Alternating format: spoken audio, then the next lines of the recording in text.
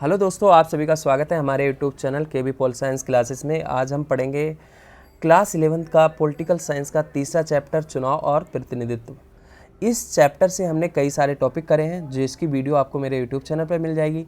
आज हम देखेंगे कि आरक्षित जो निर्वाचन क्षेत्र है वो क्या होता है और पृथक निर्वाचन मंडल क्या होता था और परिसीमन आयोग क्या है, उसके कार्य क्या है, इसको जानेंगे ताकि आपके एग्जाम में जब भी ये पूछा जाए तो आप अपने आप से इन क्वेश्चंस के आंसर बड़े आसानी से दे सको। तो पहले हम देखेंगे निर्वाचन क्षेत्र क्या होते हैं। तो निर्वाचन क्षेत्र क्या होता है? कोई भी ऐसा क्षेत्र देश का जहां पर चुनाव करवाए जाते हैं और चुनाव के माध्यम से जो प्रतिनिधि चुन के जाते हैं, कहां पर? संसद में, लोकसभा में और राज्य की विधानसभाओं में। तो जो वो प्रतिनिधि होते हैं उनका चुनाव कहाँ से होता है? निर्वाचन क्षेत्र से।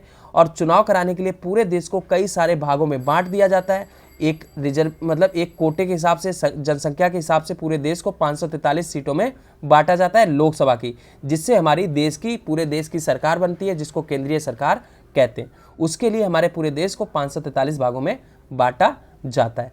तो अब यहाँ पर क्या था कि हमारे देश में आपने देखा होगा अलग अलग प्रकार की जातियाँ हैं, है ना, धर्म है, लोग हैं। तो ऐसे में जो 543 सीटें थी, तो यहाँ पर कुछ ताकतवर समूह का प्रभाव ज़्यादा ना हो जाए या फिर उनके हाथ में ज़्यादा शक्ति ना आ जाए, इसलिए क्या करा गया, इनमें से कुछ सीटों को आरक्षित किया गया कुछ जातियों के लिए, कुछ समूहों के लिए, जो क्या थे, जनसंख्या में बहुत कम थे। ठीक है, तो ये अभी हम देखेंगे कि निर्वाचन क्षेत्रों का जो आरक्षण था वो क्या था और क्यों लाया गया, इसके पीछे कारण क्या था।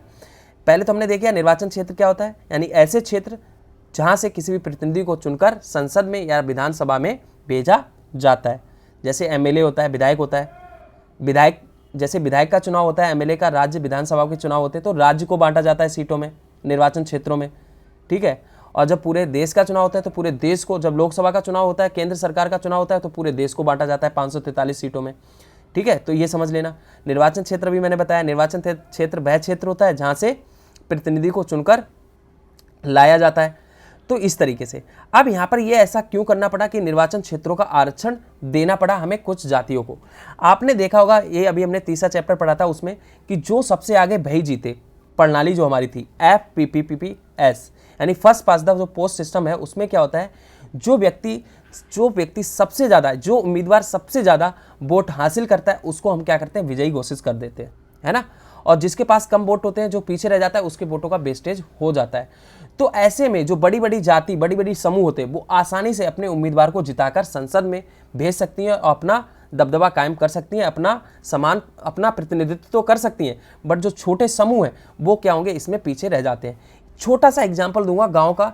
गांव में अभी भी हम देखें तो ग्राम पंचायत के प्रधान के चुनाव होते हैं, तो वहां पर अभी भी बहुत ऐसी जाति हैं जो क्या करती हैं, अपने किसी उम्मीदवार को खड़ा करती हैं प्रधान के पद के लिए, और वो सिर्फ अपने जाति के लोग ही उस उम्मीदवार को वोट देते हैं क्योंकि उनकी जनसंख्या ज़्यादा है। तो वो क्या करते हैं, अपने प्रधान को आराम से चुन लेते हैं और अपने पास पूरे गाँव की जो शक्ति है वो अपने पास रखते हैं चलाने की, और जिससे जो छोटी जातियाँ हैं उनको वहाँ पर प्रतिनिधित्व नहीं मिल पाता है, समान तरीके से वो सत्ता में भागीदारी नहीं कर पाते हैं और ना ही उनके पास शक्ति पहुंच सकती है। तो जिसके कारण हमारे संविधान निर्माता थे, उन्होंने सोचा कि ऐसे क्या होगा, समाज में विभाजन बन जाएगा और जो निचली जातियां हैं या फिर जो छोटी जातियां हैं उनके पास कभी भी ऐसा प्रतिनिधित्व नहीं पहुंचेगा। सिर्फ बड़े तबकों के साथ, बड़े समूहों के पास ये जो शक्ति है, ये जो सरकार चलाने की शक्ति है, वो सिर्फ उनके पास रह जाएगी। इसलिए क्या करा गया, आरक्षण का प्रावधान किया गया। अब ये क्वेश्चन कैसे पूछा जाएगा आपके पेपर में, तो आपसे पूछा जाएगा कि निर्वाचन क्षेत्र से आप क्या समझते हैं या फिर आपका इससे क्या मतलब है, या इसका अर्थ क्या है। तो भारत के संविधान के द्वारा संसद और राज्य की जो विधानसभाएं होंगी, यानी जो MP होंगे, लोकसभा के सांसद होंगे, मेंबर ऑफ पार्लियामेंट, और राज्यसभा के जो सदस्य होंगे, राज्य की जो विधानसभाएं हैं उनके जो सदस्य होंगे, MLA, member of legislature assembly, उन सभी के पदों पर समान प्रतिनिधित्व देने के लिए, प्रतिदिन की जगह पे ये गलत टाइपिंग है, प्रतिनिधित्व आएगा यहाँ पे, समान प्रतिनिधित्व देने के लिए क्या करा जाएगा, निर्वाचन क्षेत्रों का आरक्षण दिया जाएगा ताकि सभी लोगों का समान नेतृत्व या प्रतिनिधित्व हो सके। तो ये डेफिनेशन आपको लिखनी है। यानी निर्वाचन क्षेत्र से हमारा मतलब ये होता है कि देश में संसद या विधानसभा के चुनाव में सभी को समान प्रतिनिधित्व देने के लिए हमारे देश में निर्वाचन क्षेत्रों का आरक्षण का प्रावधान किया गया है, जिसके तहत निम्नलिखित जाति जैसे अनुसूचित जनजाति और अनुसूचित जातियों को और भी ऐसे समूह होते हैं, ओबीसी वगैरह, इन सभी समूहों को क्या करा जाता है, आरक्षित तौर पर कुछ निर्वाचन क्षेत्र को आरक्षण किया जाता है उनके लिए, जिस पर वो ही खड़े हो सकते हैं और चुनाव में वोट सभी डालेंगे। ठीक है, इस तरीके से यह व्यवस्था क्या होती है, 10 साल के लिए की गई थी, लेकिन अब इसे 2030 तक बढ़ा दिया गया, यानी हर 10 साल में इसको बढ़ाया जाता है।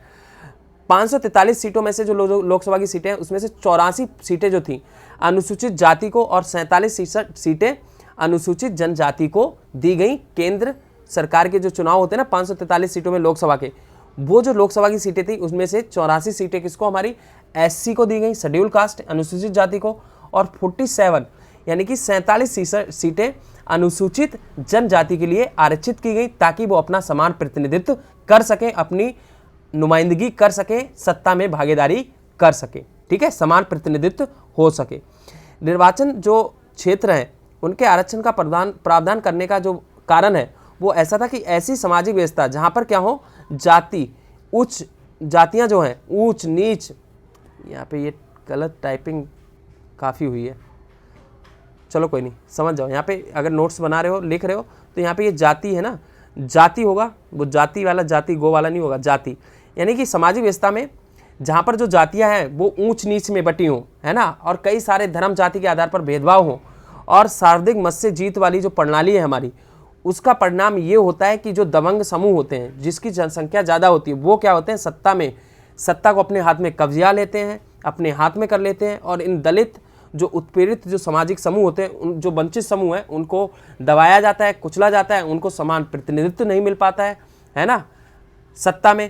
इसलिए क्या करा गया, ये आरक्षण का प्रावधान किया गया, और इसलिए हमारे संविधान निर्माताओं ने क्या करा, निर्वाचन आरक्षित जो क्षेत्र थे उनका प्रावधान किया, जिसके माध्यम से लोग क्या करेंगे, अपने चुनाव में अपने प्रतिनिधित्व खड़ा करेंगे, सिर्फ वही खड़े करेंगे, दूसरा नहीं। अगर देखो यहाँ पे एक चीज़ ध्यान रखना, जैसे 84 अनुसूचित जाति की जो सीटें हैं आरक्षित हैं उनके लिए, रिजर्व हैं, तो वहाँ पर सिर्फ अनुसूचित जाति के लोग ही खड़े हो सकते हैं उस सीट में। जैसे मान लो कोई भी सीट है और जो सिर्फ आरक्षित कर दी किसके लिए, अनुसूचित जाति के लिए, तो उस जाति के लोग ही क्या करेंगे, उस पर खड़े हो सकते हैं, और वोट सभी डालेंगे। वोट हर एक नागरिक डाल सकता है, बट उस जाति का व्यक्ति उम्मीदवार के तौर पर खड़ा वही हो सकता है, कोई दूसरा नहीं। ठीक है, तो ये भी है निर्वाचन जो आरक्षित क्षेत्र है वहाँ पर ये दे रखा है कि जिस जाति के लिए वो सीट जो आरक्षित हो रखी है उसी जाति का व्यक्ति खड़ा हो सकता है, और वोट उसमें सभी दे सकते हैं। ठीक है, तो इस प्रकार से ये प्रावधान है हमारे संविधान में, और ये हमारे संविधान निर्माताओं ने करा था। निर्वाचन क्षेत्र का जो आरक्षण है उसकी जो देखरेख है और जो देता है, जो करता है, या जिसका जो डाटा लेकर आता है कि कितने लोग मतलब अनुसूचित जाति की कितनी जनसंख्या है देश में, कौन सा क्षेत्र अनुसूचित जाति के अंतर्गत आता है, कौन सा अनुसूचित जनजाति के अंतर्गत आता है, ये सारा काम कौन करता है, परिसीमन आयोग करता है, और ये चुनाव आयोग के साथ मिलकर काम करता है।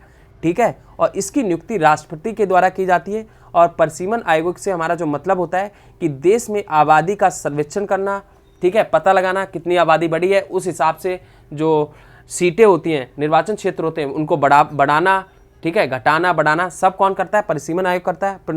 प्रतिनिधित्व करने के लिए, आबादी का प्रतिनिधित्व करने हेतु किसी राज्य में विधानसभा और लोकसभा के चुनाव के लिए निर्वाचन क्षेत्र की सीमाओं का निर्धारण करना, यानी परिसीमन आयोग क्या करता है, लोकसभा की सीटों, जैसे कि सांसद होते हैं लोकसभा के, और राज्य विधानसभाएं जो एमएलए विधायक होते हैं, उनकी जो सीटें हैं, उनकी वहाँ से जो प्रतिनिधित्व होता है लोगों का, यानी लोग क्या करते हैं, इन सीटों से अपने प्रतिनिधि चुनते हैं ना, तो क्या हुआ, प्रतिनिधित्व होता है।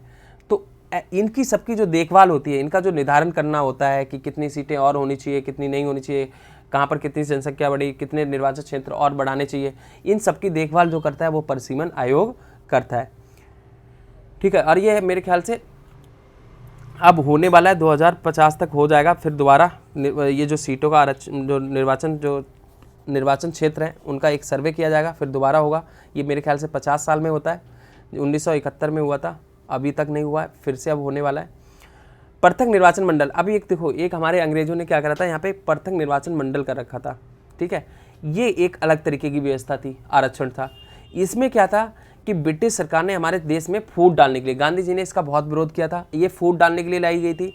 इसमें मुसलमानों को और दलितों के लिए ये मांग की गई थी कि सिर्फ उसी, यानी ऐसे क्षेत्र होंगे जो सिर्फ उसी समुदाय के लोग क्या करेंगे, खड़े होंगे, और उसी समुदाय के लोग वोट भी डालेंगे। समझ रहे हो। उसी समुदाय का व्यक्ति क्या होगा जिसके लिए आरक्षित की गई है, वही खड़ा होगा उस पर और उसी समुदाय के लोग वोट डालेंगे। जैसे अनुसूचित जाति के लिए कोई सीट आरक्षित कर रखी है तो वो अनुसूचित जाति का उम्मीदवार ही उस पर खड़ा हो सकता है चुनाव लड़ने के लिए, और उसी जाति के लोग ही क्या करेंगे, उसमें वोट डालेंगे। तो इस प्रकार की बहुत आसमान भरी ये क्या थी, व्यवस्था थी, जिसको समाप्त कर दिया गया। इसी की जगह क्या करा गया, हमारे यहाँ पर निर्वाचन आरक्षित क्षेत्र लेके आ गए कि भाई जो सीट तो आरक्षित कर दी गई समुदाय के लिए, एक समुदाय के लिए, बट वोट उसमें सभी डालेंगे। तो ये थी। तो इस तरीके से आप क्या कर सकते हो, लिख सकते हो, और क्वेश्चन भी आपसे इसी तरीके से पूछे जाएंगे।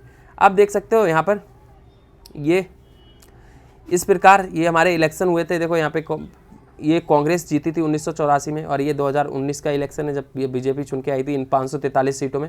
तो इस प्रकार ये चुनाव होते हैं और इन्हीं सीटों पर क्या होता है, जो हमारे एससी और एसटी होते हैं उनको रिजर्वेशन दिया जाता है। तो ये थी हमारी आज की वीडियो। मिलते हैं नेक्स्ट वीडियो में, तब तक के लिए धन्यवाद। जय हिंद, जय भारत।